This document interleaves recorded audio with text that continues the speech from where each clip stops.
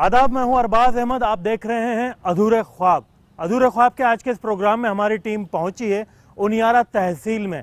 टोंक से मात्र 36 किलोमीटर दूरी पर स्थित उनियारा तहसील में क्या है अक़लियत के अधूरे ख्वाब, आइए इस प्रोग्राम में देखते हैं यहाँ पर किस तरह से तालीम के मामले में अक़लियत पिछड़ रही है, क्यों बुनियादी इनको सुविधाएं नहीं मिल पा रही हैं और कौन कौन से इनके ख्वाब हैं जो अभी तक अधूरे हैं।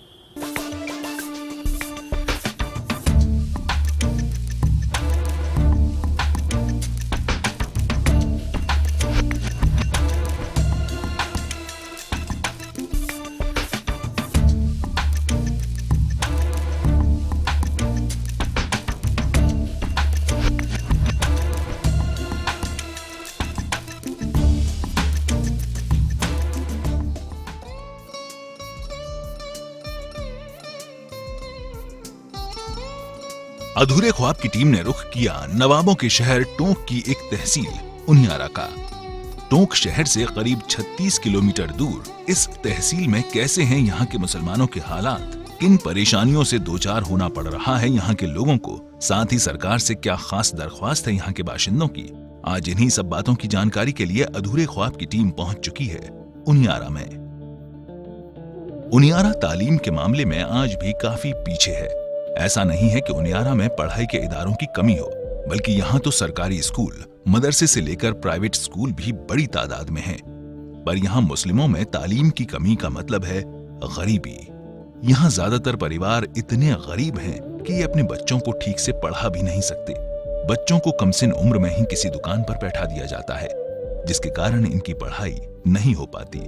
हालांकि अब हालात थोड़े बदले हैं। अब लोग अपने बच्चों को लाख परेशानियों के बावजूद स्कूल और मदरसों में भेजने लगे हैं, जिससे न सिर्फ इनके परिवारों में बल्कि समाज में भी फर्क साफ तौर पर देखा जा सकता है।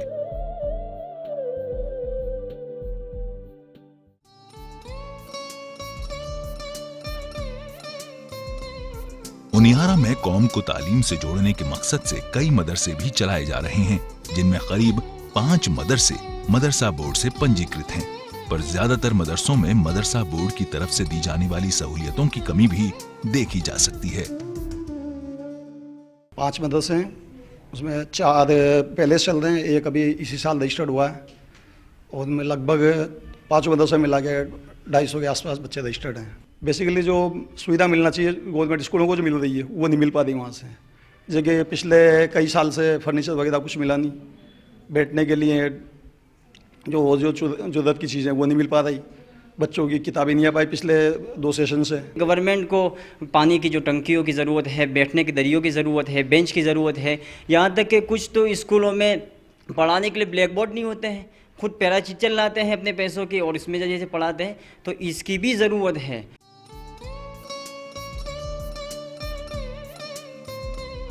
उनियारा में तालीम के साथ साथ बच्चों की तरबियत पर भी जोर दिया जाने लगा है। यही वजह है कि कई सारे दीनी मदरसे भी यहाँ चलाए जा रहे हैं, ताकि बच्चों को दीन की जानकारी भी मिल सके।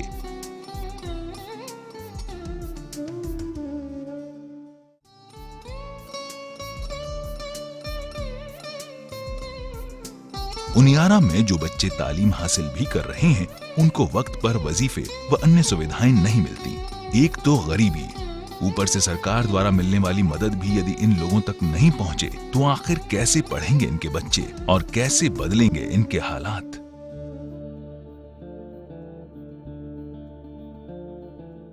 वजीफा अभी इस साल तो बिल्कुल नहीं आ पाए बच्चों का अभी तक। पिछले साल भी क्या है, कुछ बच्चों का आया, कुछ का नहीं आया। वजीफ़ा भी फिक्र करनी चाहिए कि बच्चा का गवर्नमेंट वजीफ़े देगा, बच्चे के हाथ में जाएगा तो इसको ये दिल में आएगा चलो मैं आगे बढ़ूँ। तो इसकी फ़िक्र हर एक को करने की ज़रूरत है और ज़्यादातर गवर्नमेंट को तवज्जो देने की ज़रूरत है।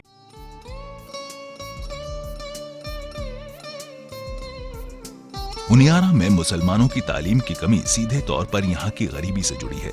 जाहिर है यहाँ रोजगार के इतने अच्छे साधन मौजूद नहीं है, जहाँ काम कर लोग अपनी गरीबी मिटा सकें और अपने बच्चों को अच्छी तालीम दिला सकें।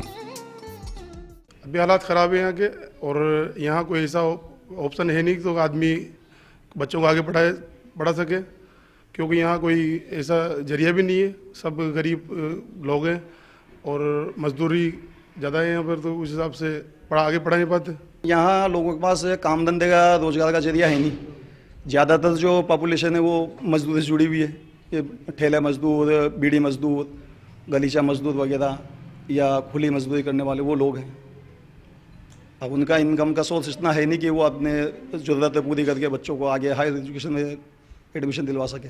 कोई भी कौम का बच्चा हो वो यही चाहता है कि मैं आगे डिग्री लूँ, आगे कुछ आगे काम कर पाऊँ। लेकिन जो गवर्नमेंट की जो कानून है और गवर्नमेंट के जो चाहिए कि सुविधाएं दी जाए, वो सुविधाएं न होने की वजह से इनके जो माँ बाप हैं वो बिल्कुल कमज़ोर हो जाते हैं और ये दिल में डालने के हमारा बच्चा आगे नहीं बढ़ पाएगा। तो गवर्नमेंट को जो चीज़ मदरसों में या बोर्ड वक्फ मदरसों में या कोई भी गवर्नमेंट मदरसों में होना चाहिए, स्कूलों में, वो सुविधाएं वक्फ बोर्ड मदरसों में देना ज़रूरी है। अगर तुमने गवर्नमेंट ने नहीं दी और ये सब कुछ होता रहा तो आहिस्ता आहिस्ता बच्चा तालीम से पीछे हटता जाएगा और वो पीछे कमज़ोरी होगा कि भाई मैंने मजदूरी करनी है और मजदूरी में मेरी ज़िंदगी गुजारनी है, तो इसमें उसका टाइम वेस्ट हो जाएगा और वो लाइफ जो उसको काम में लानी थी वो लाइफ उसकी ख़त्म हो जाएगी और वो फिर अपनी मायूसी में आ जाएगा। उनियारा कस्बे का एक भी शख्स सरकारी नौकरी करता आपको नहीं मिलेगा। निजी तौर पर जरूर कुछ लोग नौकरी करते मिल जाएंगे, पर इनकी तादाद भी कम ही है। रोजगार के नाम पर यहाँ एक ऑयल फैक्ट्री है और कल्पतरू पावर ट्रांसमिशन लिमिटेड है, जहाँ पर उनियारा का इक्का दुक्का मुसलमान नौकरी करता हुआ मिल जाएगा। मैं जब तालीम तो पहले कर रहा था, लेकिन महंगाई की वजह से तो उन्होंने मकतब शुरू से मकतब की स्टडी छोड़ दी, मदरसे की स्टडी छोड़ दी और मजबूरन होकर स्टडी छोड़ के काम धंधों लग गए।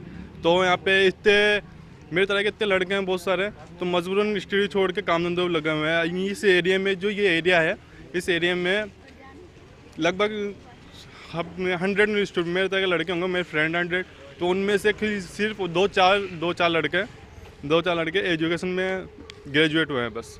वो भी अब उनके अलावा एजुकेशन ग्रेजुएट होने के बावजूद भी आगे देखे तो कुछ रास्ता नजर नहीं आता। प्रोग्राम में फिलहाल वक्त हो चला है एक ब्रेक का। ब्रेक के बाद हाजिर होंगे तो आपको बताएंगे कि क्या है उनियारा में रोजगार से जुड़े हालात।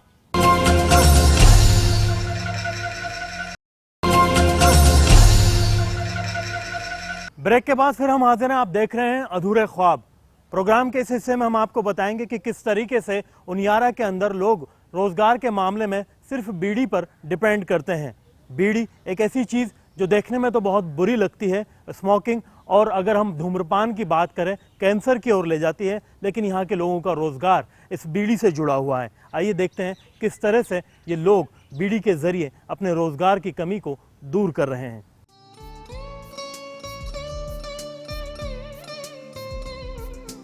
पूरे उनियारा में अगर रोजगार के नाम पर कुछ है तो वो है बीड़ी का कारोबार, जिसमें यहाँ की हर एक महिला और पुरुष काम करता मिल जाएगा। पहली नजर में ये बीड़ी का कारोबार भले बुरा लगता हो, पर यहाँ इन गरीबों के लिए 2 वक्त की रोटी का जुगाड़ भी इसी धंधे से होता है। इस धंधे में भले मेहनत ज्यादा हो और पैसे कम हो, पर लोगों के चूल्हे भी इसी की कमाई से जलते हैं।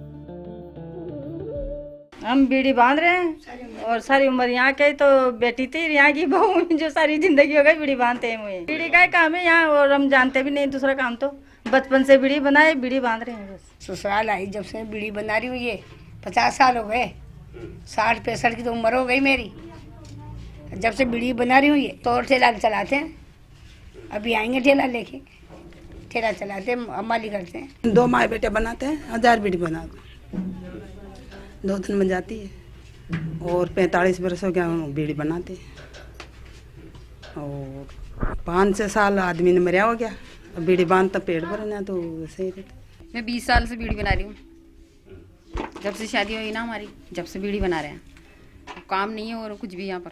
और हमारा आदमी जो परचूनी दुकान लगा रखी है। 2 लड़के जो ससुराल पर आई हूँ, अभी बीड़ी बांधती हूँ, खाली 1000 पेंसिल मिलती बस।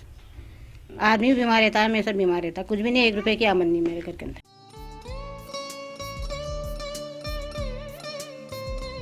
आजादी के इतने साल बाद भी लघु उद्योग के नाम पर कुछ नहीं आ पाया है यहाँ। स्किल डेवलपमेंट के नाम पर भी कोई सरकारी योजना और NGO यहाँ तक नहीं पहुँचा है जो इनकी फलाह और बहबूदी के लिए काम करे। आज बीड़ी का ये धंधा ही इनके लिए वरदान साबित हो रहा है। यहाँ कोई कुछ ऐसी धंधा पानी खुले जो बच्चे सब लगे धंधा पानी, औरतें भी करे। अभी बीड़ियाँ किसी को आती है, किसी को नहीं आती। बच्चे लोग भी फिरते रहते हैं मोहल्ले के अंदर यूं ही, काम धंधा हो तो करे।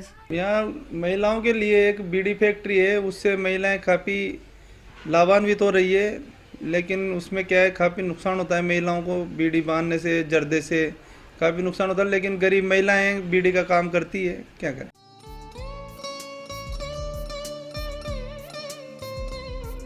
उनियारा में इन गरीब परिवारों के पास राशन कार्ड वगैरह मौजूद हैं, जिससे इनको भले कुछ खास अनाज न मिलता हो, पर एक अच्छी बात यह है कि यहाँ ज़ईफ और विधवा औरतों को पेंशन वगैरह मिल रही है।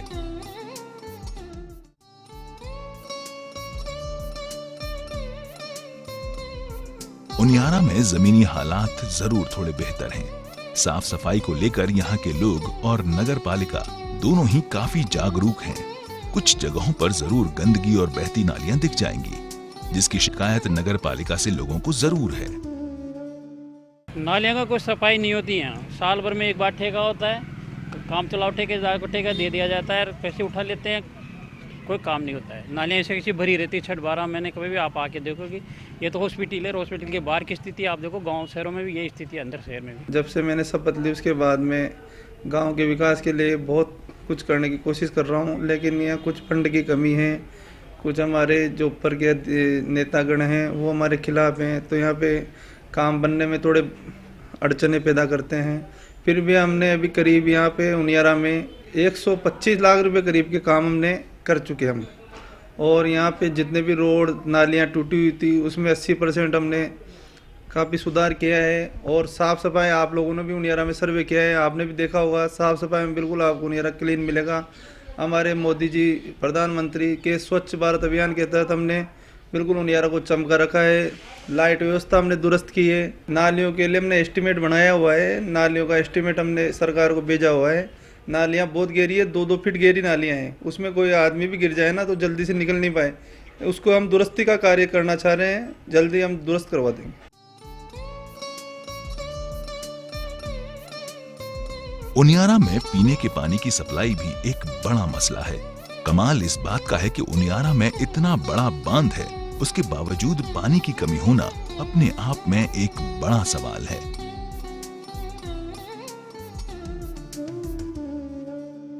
इस हमारे डैम का पानी, सबसे बड़ी बात यह कि कलपतरू जो यहाँ पर बिजली का प्लांट लगा हुआ है, पूरा पानी उसको दिया जा रहा है, और हमारे यहाँ जो हमारे घरों में जो पानी आ रहा है वो फ्लोराइड पानी आ रहा है, बिल्कुल खारा पानी आ रहा है, जिससे कि बीमारियाँ हो रही हैं, सबके जोड़ों में दर्द है, हाथ पाँव में दर्द है, सब ये प्रॉब्लम चल रही है यहाँ पर। खारे पानी की ऐसी कोई समस्या नहीं है। हमारे यहाँ पे गलवा बांध है, उससे पानी की समस्या हमारे गलवा बांध पूरी कर देता है, लेकिन अब मानसून की कमी की वजह से थोड़ी बारिश की कमी से पानी की कमी तो आ ही रही है। प्रोग्राम में फिलहाल वक्त हो चला है एक और ब्रेक का। ब्रेक के बाद हाजिर होंगे तो बातचीत करेंगे कि उनियारा में बुनियादी ज़रूरतों के हालात क्या हैं और कुछ ऐसी कहानियों के बारे में जो सबका हौसला बढ़ाती हैं।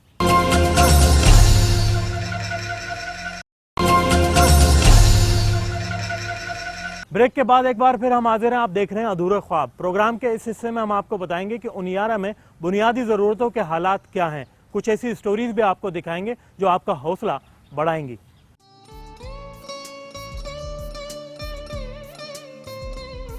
उनियारा में मौजूद अस्पताल अपने आसपास के कई गांवों को जोड़ता है। आसपास के गांव के मरीज इसी अस्पताल में इलाज के लिए आते हैं, पर कंपाउंडर और लेडीज डॉक्टर्स की कमी से लोग परेशान हैं। अस्पताल में सोनोग्राफी जैसी जांच न होने से मरीजों को टोंक या सवाई माधोपुर जाना पड़ता है, जो कि इनके शहर और घर से काफी दूर है। यहाँ पे 4 डॉक्टर्स हैं अभी मौजूदा में। एक महिला चिकित्सक थी जो MBBS थी, उनको निदेशक महोदय के आदेशानुसार जनाना हॉस्पिटल टोंक में उनको प्रतिनियुक्ति पर भेजा गया है। लगभग 7 दिन हो गए उनको यहाँ से गए हुए। अभी यहाँ पे 4 डॉक्टर्स हैं, उसमें मैं खुद गायनेकोलॉजिस्ट हूँ, बाकी के 3 चिकित्सा अधिकारी। डॉक्टर्स हैं, कंपाउंडर नहीं है। और यहाँ हॉस्पिटल के अंदर जो प्राइवेट जो आदमी आते हैं, जो अपनी गाड़ियाँ जीवें लेके एक उपयोग करते हैं, अस्पताल बना रखा है अपनी गाड़ियाँ खड़ी करने का। उनियारा में तालीम की भले इतनी कमी रही हो, पर कुछ लोग ऐसे भी हैं जो तमाम परेशानियों के बावजूद अपने बच्चों को उम्दा तालीम दिला रहे हैं। नरजिसा बानो नाम की इस महिला को ही देख लीजिए। नरजिसा के 6 बच्चे हैं। जिनमें 5 बेटियां और 1 बेटा है। करीब 22 साल पहले शौहर के इंतकाल के बाद नरजिसा बिल्कुल टूट चुकी थीं। इसके बावजूद इन्होंने हार नहीं मानी और मेहनत मजदूरी कर अपने बच्चों को न सिर्फ आला दर्जे की तालीम दिलाई बल्कि बच्चियों की तालीम पर भी खासा ध्यान दिया। आज इनके बच्चों के पास बड़ी बड़ी डिग्रियां हैं, जिसे देख ये बेहद खुश हैं। बच्चे भी अपनी माँ की तारीफ करते नहीं थकते हैं, साथ ही उनकी मेहनत के दिन भी याद हैं इन्हें। अम्मी ने काफ़ी मेहनत करी। अम्मी ने कुछ घर पे ही काम करके हमारा गुजारा करा। कुछ हमारे इनकम थी, जैसे कि कुछ ये क्या नाम से इसकी थोड़ी सी हमारी जो खेती थी उसकी होती थी, उससे हमारी इनकम होती थी, उससे हमारी पढ़ाई होती थी। और दूसरा सबसे अहम पार्ट था हमारे चाचा ने हमें सपोर्ट किया है। पढ़ाई लिखाई का मेरा यही था कि मैंने खुद ने मजदूरी करी, मैंने खुद ने बीड़ी बनाई और उनकी इसके पापा की ज़मीन थी, उसमें हमारे नाच पानी होता था, चरस होती थी, उसको बेचते थे और थोड़े बहुत इसके चाचा वाचा भी करते थे, इनकी मदद करते थे। तो अभी मैंने ग्रेजुएशन पूरी कर ली, BA मेरा MA क्लियर हो चुका है और B.Ed की प्रिपरेशन चल रही है। बट मेरी सबसे जो मेन प्रिपरेशन है वो SSC CGL है और SSC CGL करना ही एक मेरा लक्ष्य है। गवर्नमेंट ऑफिसर बनना मेरी एक इच्छा है और यही मेरा पढ़ने का मकसद है और मेरी अम्मी की इच्छा भी यही है। उसको पूरा करना मेरा एक मकसद और एक एम बना चुका हूँ। जब तक वो पूरा नहीं होगा, जब तक मेरी अम्मी की खुशी नहीं होगी। हमेशा ही मेरी ख्वाहिश रही है कि मैं गवर्नमेंट जॉब करूं और मेरी अम्मी की भी एक ख्वाहिश रही है, तो मैं चाहती हूँ अपनी अम्मी की ख्वाहिश को पूरा करूँ, खुद की ख्वाहिश को पूरा करूँ। जाहिर है अगर हर मुसलमान की सोच नरजिसा जैसी हो जाए तो एक दिन जरूर इस कौम का मुस्तकबिल भी बेहतर हो सकेगा। फिर वो दिन भी दूर नहीं जब ये कौम भी दूसरी कौम से कंधे से कंधा मिलाकर आगे बढ़ सकेगी। तो ये था हमारा आज का प्रोग्राम अधूरे ख्वाब, जो पेश किया जा रहा था उनियारा से। उनियारा एक छोटा सा कस्बा है और यहाँ की परेशानियां भी बहुत छोटी सी हैं। तालीम और रोजगार पर अगर ढंग से फोकस किया जाए तो यहाँ की परेशानियों को दूर किया जा सकता है। फिलहाल वक्त हो चला है आपसे विदाई का। फिर किसी और शहर, किसी और कस्बे से आपके लिए लेकर हाजिर होंगे अधूरे ख्वाब। फिलहाल मुझे और मेरी पूरी टीम को दीजिए इजाजत। खुदा हाफिज।